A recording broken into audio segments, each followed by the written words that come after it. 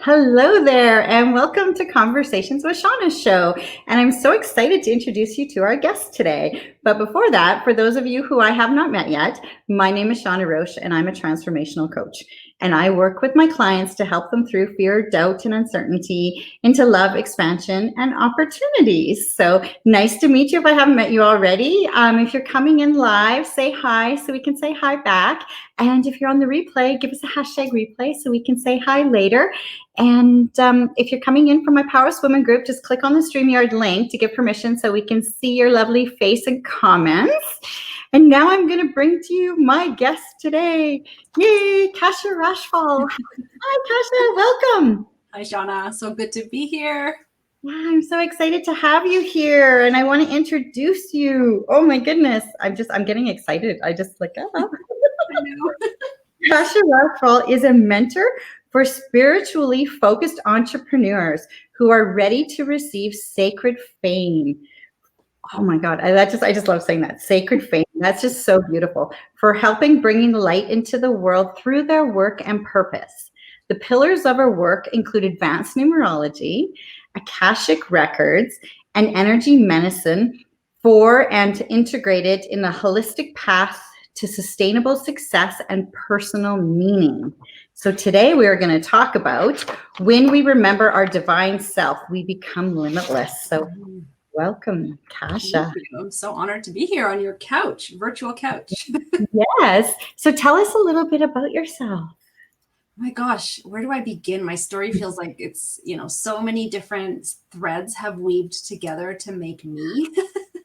And the latest, biggest iteration of that is this remembrance of who I am through both spirituality, but not just mental spirituality or ritual spirituality. It's really like embodying the body itself. And I had this aha moment earlier this year that our body is actually part of our divine self.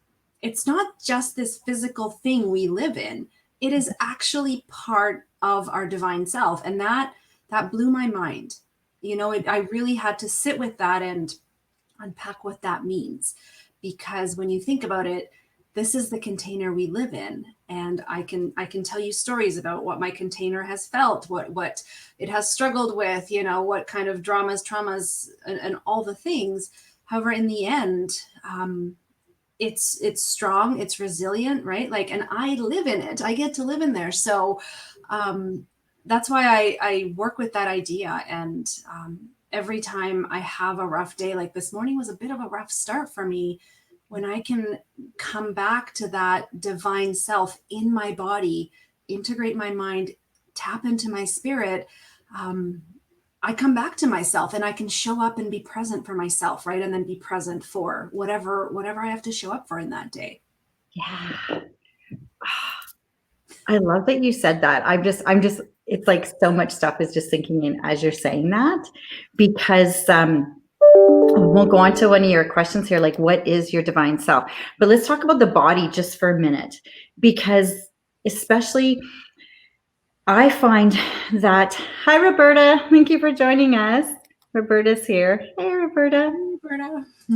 I find that I'm just getting there, right? Of just really kind of going, okay, what is my body telling me? Because we don't tune into our body. We don't listen to our body. We don't understand. Like, oh, I got a sore throat. Oh, I got an earache. Oh, I got this. And we don't think about what is that expression? Like what's happening there. So let's talk about that. Like for here, even what is the divine self? For sure. And it's the definition, I think, is so expansive. It's hard to nail down, but like you mentioned in my introduction, I work with the Akashic records, I work with numerology. And so there's many different perspectives that I have put together. And then I also work with energy medicine, specifically energy kinesiology. And so our body, if we think of ourselves as energy, our body is the densest form of that energy, or the slowest, like the most, I guess, congealed, right? Because we can see it in its physical form, but it holds the highest frequencies of our spirit. It holds our emotions, it holds our thoughts. So it's this really cool mishmash of frequency that we get to walk around with. And what I discovered when I sort of fell into by accident working with energy medicine is that our body really holds our story. It holds our memory, it holds our traumas, our dramas, anything that is left unresolved lives in our body. And that's why it tends to sometimes manifest in intense emotions or, blow ups or thoughts that you just can't turn off because they keep looping, right? There's a reason for that. That stuff lives in our body. And so um, for me, remembering your divine self isn't just meditating, isn't just, thinking positive, or working with belief systems. It is literally also clearing the physical body. It's working with, I work with the SIP system, stress indicator point system, but there's many, many different ways to work with the body to help it have a clearer frequency. And I think, I said our body is a dense energy, but I believe even our body can become less dense the more we can heal some of the traumas or some of the old stories that we carry. And that's actually a big part of the work I do with entrepreneurs, because when we want to show up for our work and do big things in the world and like receive the sacred fame, which is really being fully, authentically seen and heard for who we are, we need to be able to show up without all our junk, right? And if junk comes up, you got to know what to do with that. You got to know how to integrate it and how to transmute it out. Yeah. Oh, I just like, my head was just going, okay, I need a session with you. because it is so true. I'm like, oh my God, like I had some junk come up today and I was just like, I don't even know how to sit with this just yet. Mm-hmm. Yeah. Yeah. To just, that's such beautiful work, because we especially wanting to show up every day and having that big vision, like you said, that junk can really it can knock us down and keep us down because we don't know how. We don't know how to deal with it. We don't know how to clear it. And yeah, your work is so powerful. I'm so excited to talk about it. Michelle's here too. Hello, Michelle. Thank you for joining us. So how do you, I'm just going over some questions here. How do you remember and reconnect to your divine self?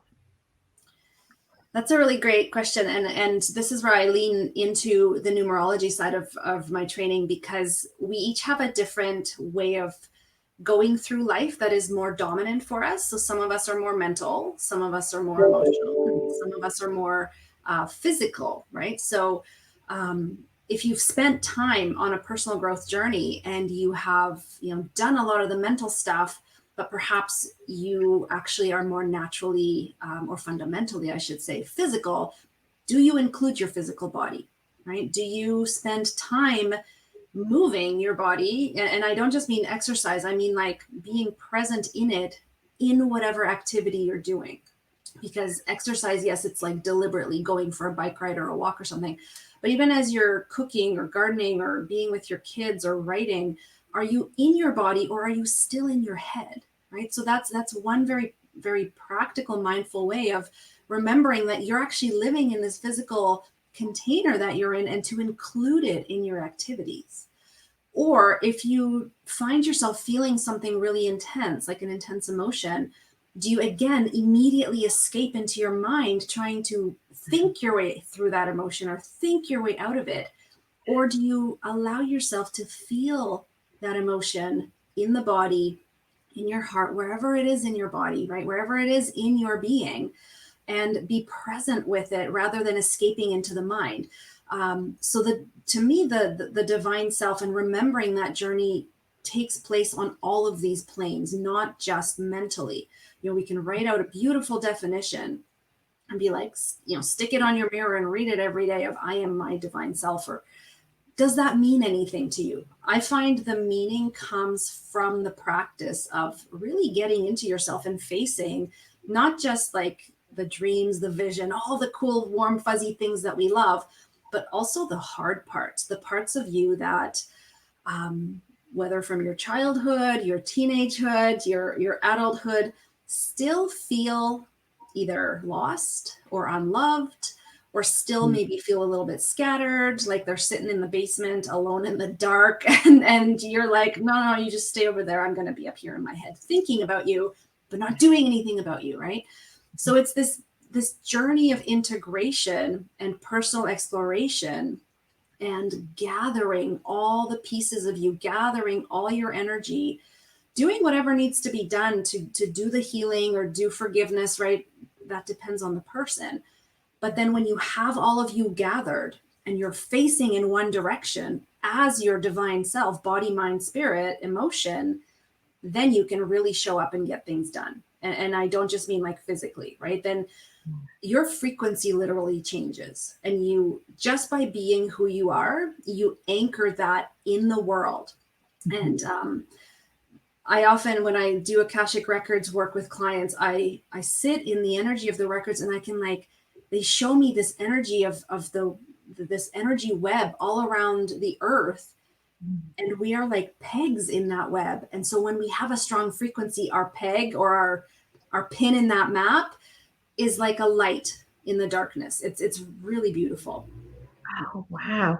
You brought that up, Akashic Records. So for those who don't know, like, what is the Akashic Records and the work you do with it? The Akashic Records is like if you can think of it as a cosmic library or a vibrational archive. So it's a field of energy. It's Akashic is a Sanskrit word meaning primary substance, and it's been called like the 0 point field, or I guess just like the field of energy where everything is written.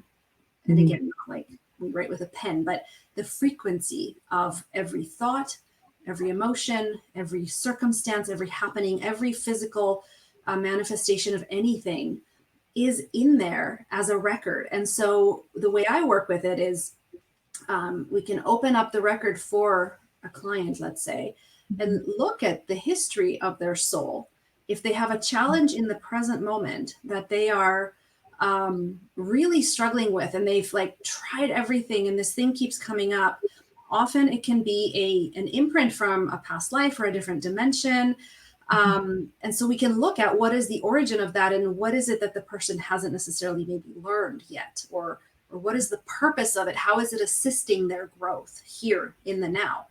And so we can look at the history, the potential of the soul. We can look at, let's say you've done the healing and you've finished that up, and now you're wanting to step into more of who you are and more of what you're here to do. We can look at your potentials as well, and latent gifts and talents, and how to bring them to their fullest expression. So it's like the library of your soul, and you have access to it. Everyone has access to it. So I teach a class on how to do that yourself. It's more than a class. It's like a course. But it's like once you learn to live with that energy and you know how to tap into it, it just becomes part of, again, your daily life, your remembrance of your divine self. And I think just like knowing numerology, just like being able to tap in some of these different energetic layers, it allows us to have more clarity. And when we know ourselves and we have more clarity, we trust ourselves more, right? Like we're more confident. We can take action without second guessing ourselves. We can do all the things that we need to do in order to show up and have that meaning, that success, like all the things that we want. Yeah. I love that. Heather's joining us. Hey, Heather. Thanks for joining us. I love that you said, because I mean, it's so big in that trusting of ourselves and making the decisions and being able to take that action, knowing that, the trust behind it and believing. Yeah. That's just so big. Oh my goodness. Ooh, I've got a couple more questions for you. What it takes to strengthen this connection. So we were talking about reconnecting, like to reconnect with your divine self. What it takes to strengthen this connection and to truly see and hear yourself. Yeah. Again, it's so individual, but I've sort of whittled it down to consistent practice. So depending on if you're more of that physical person or more of that mental or emotionally focused person, notice your habits. What are your knee-jerk go-to behaviors and thoughts and emotions that you tend to end up doing or feeling or thinking? Mhm. And if those don't align with who you know yourself to be as your divine self, like as that energy is all gathered and focused forward, then you've got to interrupt the pattern. There is really no magic wand that will be like poof and you're, you're good now. Um, it's not that simple, but it's not that easy, but it's as simple as being consistent, interrupting that pattern. So you're aware of, oh my gosh, I'm thinking that way again.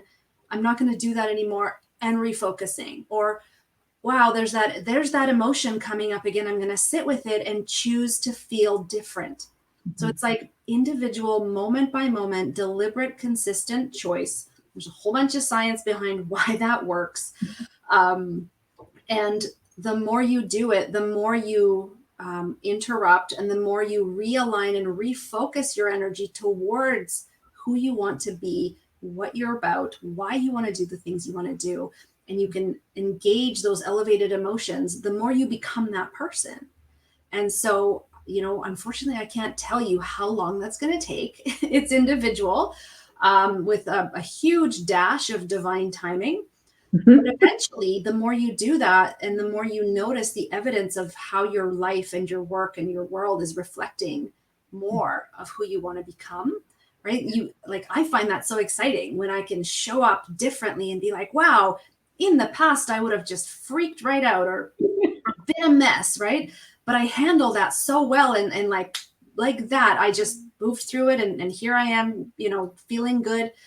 And so then you just become that. And it's like learning to tie your shoes. At first it was really hard, right? But then you got it. And so eventually you get it and you just become. Does that make sense? Yeah. Oh, it totally does. Cause it's the transformation. And it's almost like you're already there. And then you're like, okay, how did I just get here? But I love, like, it was just because the consistency, it truly is the key. Because it's so, like, even taking a course or learning some of this, it is the day to day. And you even said moment by moment. And I love that you said that, because like, that's something I've been like, kind of playing around with. And I actually have a little journal now where I'm really trying to be conscious of my thoughts. And when I start to go to, like, say, a little bit of a negative thought, or, like, there's the trigger trackers and all the other stuff, but I wasn't really paying that close attention to it. But now I've really been starting to do it. And so that's when I found that all of a sudden it's like, wow, okay, I'm getting this, and I'm getting it a lot quicker. And yeah, the transformation will happen that much faster. But like you said, that's the whole divine timing, right? Yeah, it Yeah. is. I find the biggest piece that really helped me land in this body and helped me get more comfortable with just living life. Because life, let's face it, like sometimes it's amazing, but sometimes it's really mundane and boring, and you just have to show up for your things, for your responsibilities. Was this teaching that I received from my Akashic records that it's the spirit or the spiritual world or the non-physical isn't actually any better or like hierarchically higher or different than the physical. That physical is actually on par with spiritual. And I don't know why I had that sense that the non-physical is better. So when I sort of reconciled that and realized that actually I'm here as a spiritual being in this physical world to have these experiences, it kind of took the pressure off, right? It brought me back into this world and going like, okay, so the mundane is also important. My responsibilities, this consistent habit, habit interruption and refocusing, and like the consistency of the physical is actually just as important as any spiritual experience that I can have. So yeah, I don't know, it was so profound for me when I learned that. Yeah. I love that. I love that. Well, and again, it's probably because like also the mental, right? Like we're living up. We do. Most people do live in their heads so much, and especially when you're used to living your life a certain way, and you've been told this is how you're supposed to be. This is kind of the way it's already ingrained how you're supposed to think. It's almost, yeah, it totally is the whole belief repatterning thing, Totally. and sitting there and working at it and being conscious of it. Yeah. is the big thing where it's like now all of a sudden it's like, oh, okay, wait a minute, stop, interrupt. How do I want to feel in this moment? What thoughts do I Yeah. want? What action should I take? And just like I actually did a little cue card Mhm. where I would take around with me because it's like, okay, stop, interrupt. Totally. You have What's to. happening? Yeah. Yeah, you And have so to. that was the only way for me that I could stop the stories in my mind, because Mhm. my mind would go there. Something would trigger me. And then it was like it would mirror back. And sometimes I wouldn't even look at the mirror. I just push it away and I'd be angry over the trigger. And so and, Yep. Been and there. yeah. And so it's just that was the only way for me that I could actually do a consistent practice of going, okay, I want to choose every day to have some ease and flow in my life, no matter what. And even though there's going to be those off days and so on and so forth. So I had the little cue card where I went around and I was like, okay, I'm really ticked right now. Let's take a look at this. Let's Mhm. stop. Let's sit. Let's interrupt. How do I want to feel? What Mhm. actions do I want to take? And literally those little baby steps. Yeah, it's, we try to complicate things and we think if I could just have like my ego go away or my mind to just shut up and, I could ascend, whatever that means, I don't think we would enjoy that as much. I think when we can look back from that place of soul perspective, whenever that happens for each of us at our human life, we'll actually realize that each moment was a miracle. Each moment was a divine opportunity to be present and to become just a little bit better or feel a little bit better. And that's enough, right? That no matter what you do, it is enough. And I know society and our culture has taught us that we are not enough and all this stuff. We have to like rage against that. We have to stand up to that, because even if you do nothing else for the rest of your life, you are enough in this moment. And that, like, to me, that's the quintessential remembering of your divine self, is knowing that without a doubt. So And that was I'm like, ah. I love you say something like, ooh, and that was another key factor too to remember. It's like in this moment. Mm-hmm.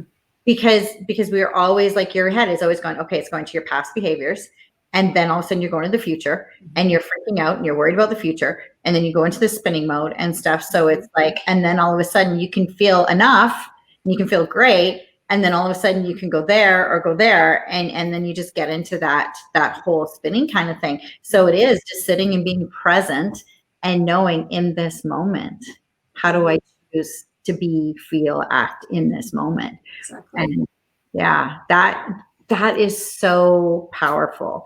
And that's what I've really learned, is just so powerful. And I mean, we were even talking, you and I were talking the other day about, having big visions and wanting to, wherever we go with our big visions, and you go, the big visions way over there, and we're like here in the little steps getting towards it, and there's that gap, and just being excited about the gap and not spinning in the gap, because that's, as entrepreneurs, that's where we go. We just like, you're spinning in the gap, and it's so easy. But like, it comes back to what you were saying, and I love that you work with entrepreneurs, because we all we need this help, because yeah, that's where we're going to go. Yeah, totally. And Mm-hmm. it's the simple, boring steps. Like, divine doesn't mean fancy necessarily. It means consistent. It means simple. It means choosing every moment, choosing. Mm-hmm. Yeah. Yeah. Yeah. And taking the pressure off to have it all now, now, now, Mhm, now. mhm, Right? Because I think that's a big part too, that we, society, we want it all now, and we put that pressure to have it now, and when things don't happen now, we tend to, then again, the stories come created. So like you said, just the whole divine timing and mhm, trusting and believing, and mhm. yeah, Yeah. I love that.